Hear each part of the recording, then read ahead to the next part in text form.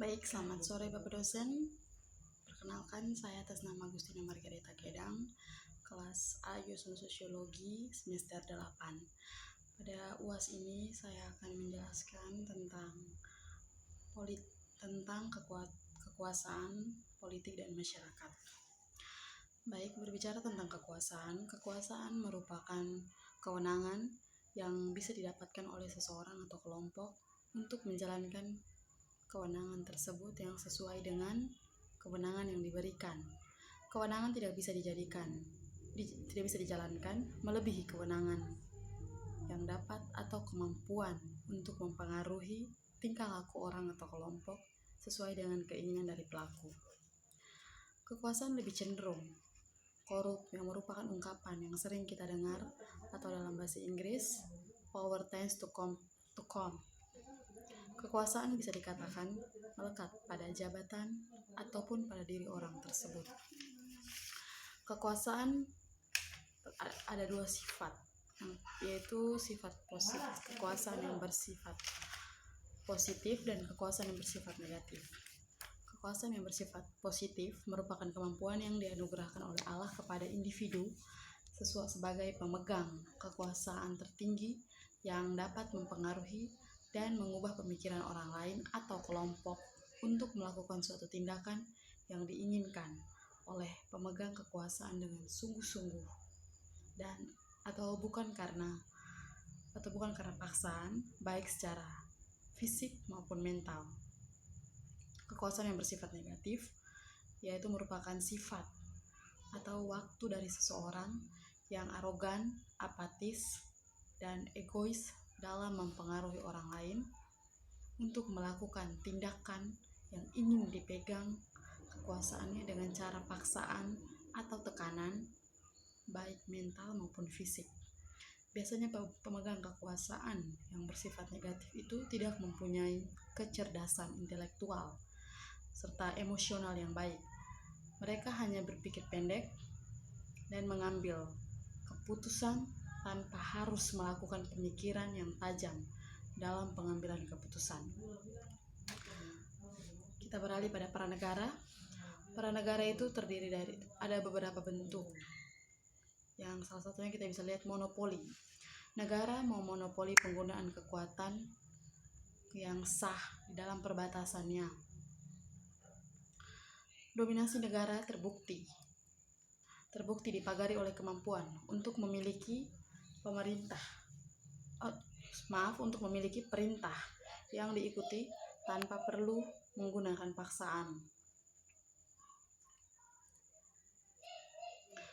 Yang berikut legitimasi. Seorang pengemudi mematuhi seorang petugas polisi bukan hanya karena seorang petugas polisi itu membawa senjata, tetapi juga karena warga negara mengakui hak seseorang perwira polisi untuk menghentikan lalu lintas atas nama negara. Tapi bagi Weber, jika negara ada yang dikuasai harus mematuhi otoritas yang diklaim oleh kekuatan yang ada.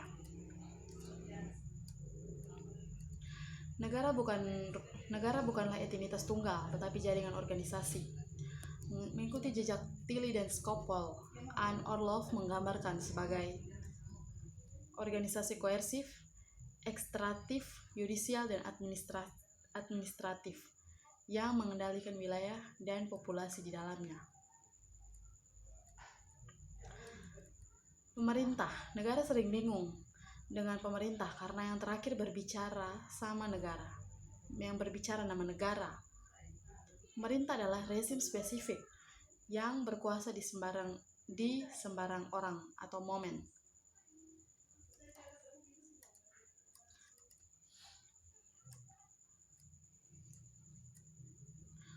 Para negara yang berikut ada militer dan polisi. Konservataris berpendapat bahwa ada sedikit konsensus di antara polisi sosiologi politik mengenai apakah militer dan polisi dianggap sebagai bagian dari negara, sistem, atau lembaga yang terpisah. Mengingat bahwa keduanya bertindak atas perintah negara dan berada di wilayah otoritas seorang perwira. seorang pemimpin politik yang menduduki posisi pemerintah. Misalnya wali kota, gubernur, atau presiden.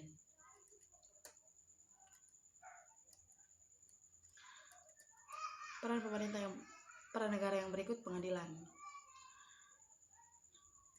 Skrenti berpendapat bahwa Amerika Serikat adalah negara hukum dengan aktor politik menggunakan hukum dan pengadilan untuk memenuhi tujuan politik. Pengadilan memiliki dampak besar melalui kebijakan membuat terlepas dari apakah ahli hukum konservatif atau kebijakan atau liberal.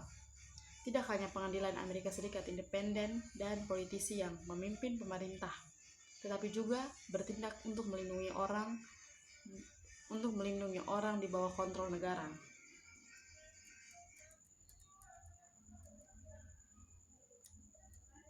Politik dan budaya dalam sebuah proses sosial.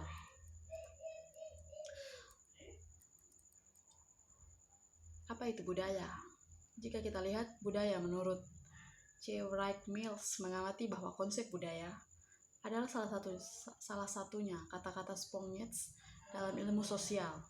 Meskipun ada banyak pendekatan yang biasa terhubung untuk berbagai disiplin ilmu, kami mengkonseptualisasikan budaya sebagai nilai-nilai pengetahuan, kepercayaan, simbol, bahasa, dan artefak yang ditemukan di semua masyarakat.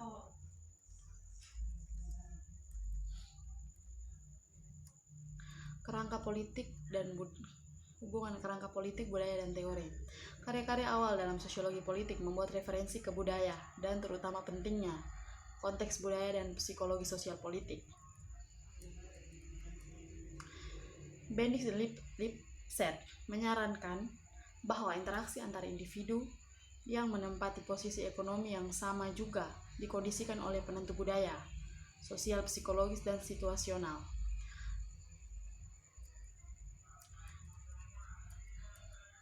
Dalam pluralis, budaya selalu memainkan peran penting dalam pemikiran pluralis tentang politik dan kekuasaan. Pluralis memandang budaya sebagai peresmian bagi kepercayaan, nilai, simbol, dan orientasi yang diperlukan untuk mendukung proses politik.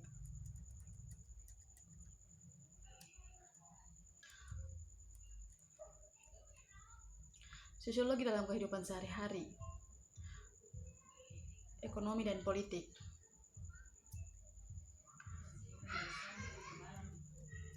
Bagi Mills, penting untuk membedakan antara masalah dan masalah. Masalah pribadi atau masalah mengenai biografi individu, sedangkan masalah adalah masalah publik di luar lingkungan individu yang terbatas. Kapitalisme dan demokrasi.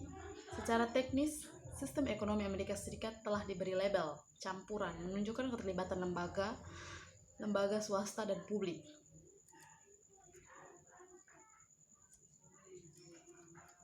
Kelas atau Marx. Alih-alih memandang kekuasaan sebagai wewenang pemerintah dan organisasi ekonomi besar seperti halnya dalam perspektif elit manajerial, dalam perspektif kelas atau Marx, kekuasaan dipandang sebagai berada di tengah kelas kapitalis. Teori kelas sangat kritis terhadap ekonomi kapitalis, sistem nomik dan negara kapitalis yang mendukungnya. Kelompok kekuatan utama sesuai dengan teori ini adalah kelas yang berkuasa.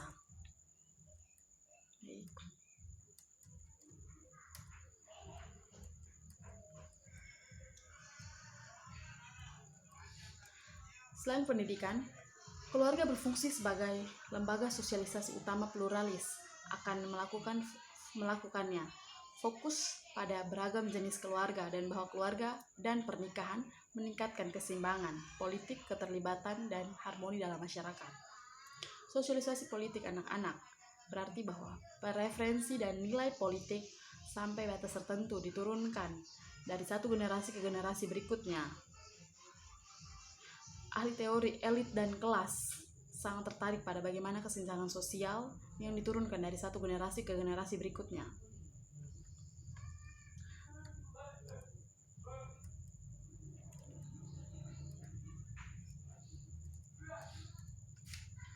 Gerakan sosial, politik, dan revolusioner.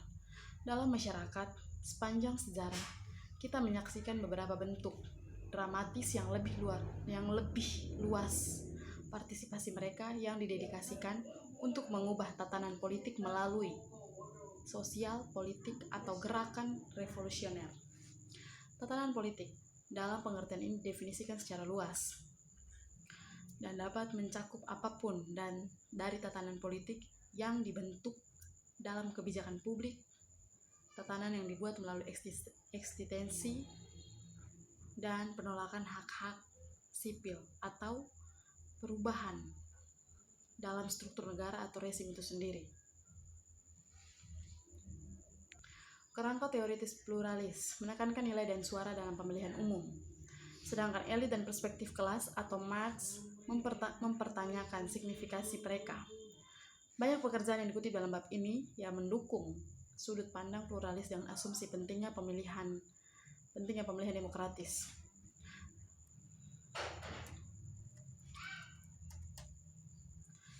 Secara umum, minoritas cenderung mendukung partai liberal atau kiri.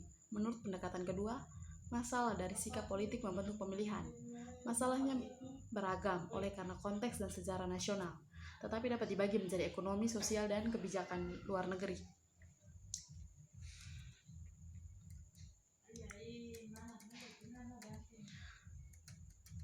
Gerakan sosial sebagai bagian dari sosiologi politik. MC Adam percaya bahwa ada sosiologi mempelajari politik telah memperkuat perbedaan antara politik kontroversial, misalnya gerakan sosial, revolusi, dan pemberontak petani.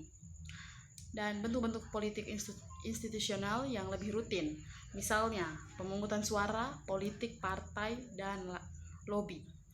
Sebagian karena kebanyakan sarjana memusatkan pekerjaan mereka hanya pada satu titik dari dua bidang ini. Dia menemukan keduanya disayangkan dan secara analitis tidak dapat dipertahankan karena meremehkan tautan di antara keduanya.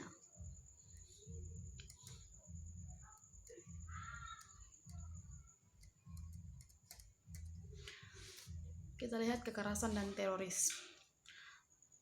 Menggambar pada Max Weber, sains sebagai panggilan dan arti dari neutralis etis di sosiologi dan ekonomi. Ilmuwan politik Jeffrey Isaac berpendapat bahwa ilmuwan sosial memiliki kewajiban untuk memberikan analisis peristiwa penting termasuk perang. Namun pada saat perang dan kerusuhan sipil, kebebasan para sarjana tergantung pada seperti kemampuan untuk bertanya, berkomunikasi, dan mempublikasikan, terancam bahaya.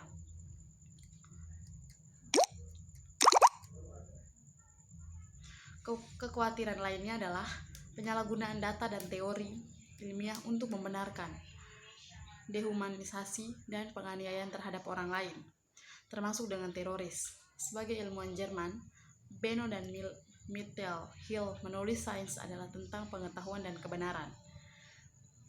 Jadi, kita harus bertanya pada diri kita sendiri, bagaimana mungkin Jerman ilmuwan mendukung antisemitisme dan tindakan rasial Nazi?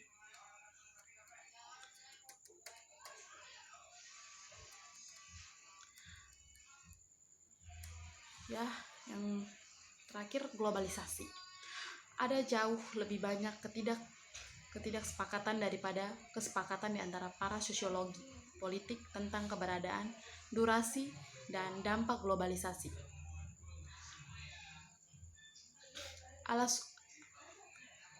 Alasutari telah mengkritik sosiologi untuk sebab dan akibat yang membingungkan dalam pemeriksaan globalisasi mereka.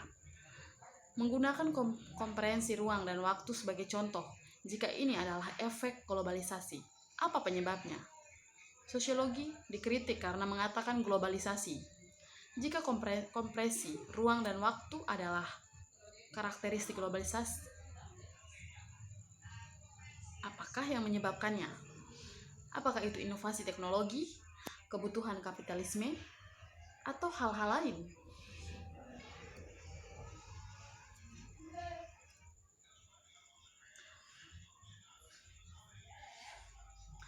Pembaca bab ini memiliki beragam jawaban untuk dipilih tergantung pada perspektif teoritis mana yang tampaknya paling meyakinkan. Mungkin perlu waktu lama untuk sebelum sosiologi memiliki teori globalisasi, tetapi tidak. Untuk mengatakan bahwa upaya untuk memahami globalisasi tidak membuahkan hasil, kami telah meninjau banyak ide-ide teoritis dan pertanyaan sosiologis yang akan terus merangsang penelitian dekade yang mendatang. Globalisasi tidak beradab, merusak lembaga sosial, termasuk negara-negara dan bangsa, dengan cara yang memiliki konsekuensi positif dan negatif untuk semua. Baik, sekian dari semua materi yang saya rangkum dan inilah hasilnya. Sekian dan terima kasih Pak untuk kesempatannya.